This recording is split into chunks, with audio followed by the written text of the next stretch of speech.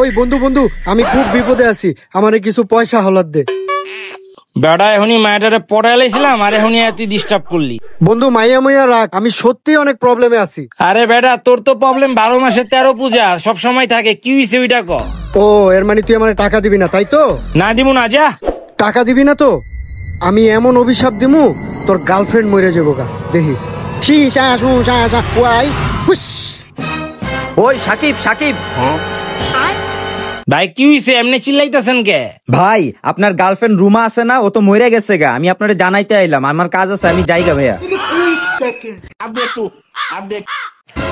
তুই দৌড় দিতাছত কে? দাঁড়া, তুই যে কি বড় উপকার করলি রে ভাই। দোস্ত আমারে মাফ করে দে, আমি জানি এখন তুই আমারে মারবি, আমারে ছাইড়া দে প্লিজ। এই ল 1000 টাকা, যা চিল কর, সন্ধ্যায় আরো 1000 টাকা দিমু।